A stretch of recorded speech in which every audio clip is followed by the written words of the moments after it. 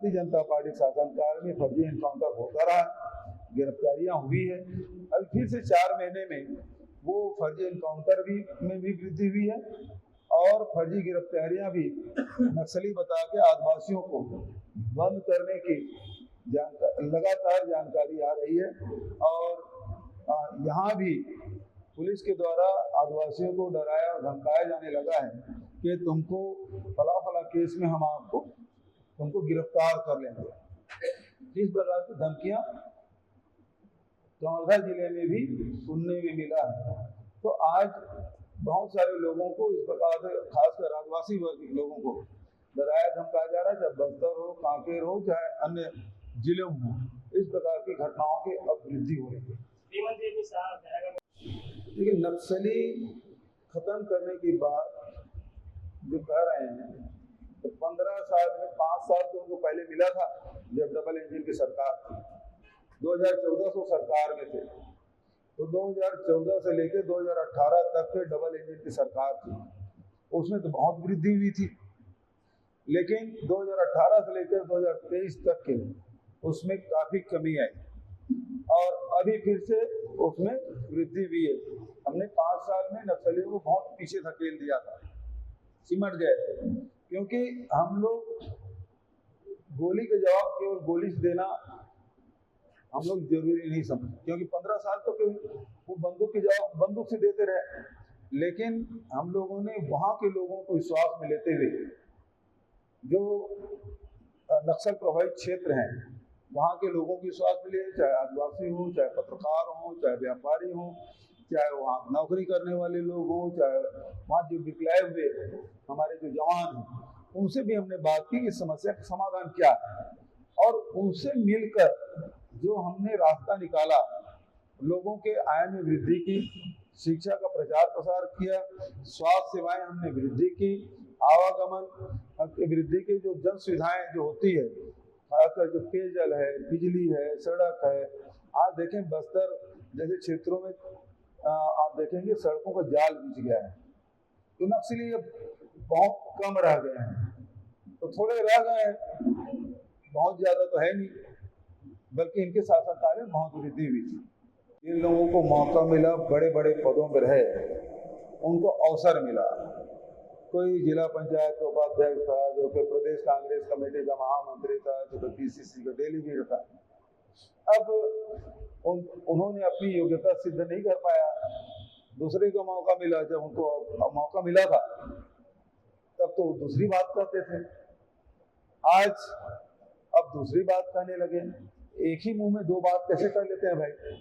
दो गला कैसा है उनका, है ना? एक ही गला होना चाहिए, ये तो दो गला हो गया उनका। आगे तो ज्वाइन करने की हो रहा है, तो आपके घर तक पहुंच गई, आपकी भाभी ने भी बीजेपी ज्वाइन किया, ऐसी बातें आ रही हैं। अब वो दूसरे शब्दों में कह सकते हैं कि विजय बघेल की चाची भी थे और वो भारतीय जनता पार्टी में थी, बगल में हमारा है, आपसे नजदीक में है। वो पहले भारतीय जनता पार्टी में रही है और मैं समझता हूँ 2002-03 में वो कांग्रेस ज्वाइन की थी, जब नगर पंचायत अध्यक्ष थी। उसके बाद लगातार रही है। अब आज जब वो अचानक पासा पलट दिए तो वो उनके लुकआउट है। एक बड़ा आरोप लगता है सर आपके ऊपर, गोबर चोरी का आरोप हर मंच पर बीजेपी लगाती है, उस पर क्या कहना है? बहुत अच्छा सवाल आपने पूछा, आपके लिए मैं धन्यवाद देता हूँ। एक चीज बताइए आप, गोबर चोरी का आरोप लगाया और गौठान पूरा बंद कर दिया। शराब का भी लगाया था आरोप, शराब में घोटाला हुआ, उसको क्यों बंद नहीं किए? चावल का भी आरोप लगा है, उसको क्यों बंद नहीं किए? महादेव सट्टा का भी आरोप लगा, लेकिन वो भी थोड़ा देर चल रहा है, डबल इंजन की सरकार है। केवल गौठान और क्यों बंद हुआ? जैसे गरीब लोगों को 4 पैसे मिल जाते थे, गोबर बेच के 4 पैसे मिलते थे, वर्मी कंपोस्ट बनाने 4 पैसे मिल जाते थे, उसको तो उन्होंने बंद कर दिया। और यदि आरोप लगा है तो कार्रवाई करने से कौन रोका है? अभी तक क्या कार्रवाई की? आप आरोप तो जब सत्ता में नहीं थे तब लगाते रहे, आज सत्ता में है तो कार्रवाई आपने क्या किया? कोई जांच टीम गई है, कोई कार्रवाई की है, किसी गौठान की जांच की है, किसमें किए? कौन दोषी पाया गया है? केवल आरोप लगा देने से क्या होता है? अभी महादेव सट्टा पे आरोप लगाए, प्रधानमंत्री जी 508 करोड़ का, भगवान महादेव को भी नहीं छोड़ा। अभी अमित शाह जी आए, वो भी बोलते महादेव सट्टा। भैया अब तो डबल इंजन की सरकार है, केंद्र में सरकार आपकी है, राज्य में सरकार आपकी है, विदेश में वो लोग संचालित कर रहे हैं, जो उसके डायरेक्टर हैं, पकड़ के लाने की जिम्मेदारी किसकी? भारत सरकार। हमने तो FIR किया था, और FIR किया पूरे देश में अकेला राज्य है छत्तीसगढ़ में इसमें FIR कार्रवाई हुई।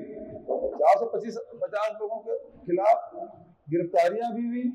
कानून लचीला था, उसको विधानसभा में पारित करके सख्त बनाया गया, और उसमें हम लोग कार्रवाई कर रहे थे। तो मेरा दोष केवल इतना है कि महादेव सट्टा के खिलाफ मैंने कार्रवाई की, इस कारण से अकेले मुख्यमंत्री के रूप में मेरे खिलाफ FIR दर्ज हुआ।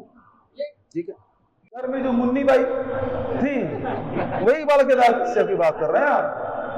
ठीक है, भाजपा पे आरोप है कि कांग्रेस की सरकार जानबूझ लड़ती है, वो EVM के ऊपर आरोप लगाते हैं। आपका क्या राय है? बैलेट पेपर के ऊपर विश्वास रखते हैं कि EVM के ऊपर? बैलेट पेपर तो दिखता है, जो मत पेटी है वो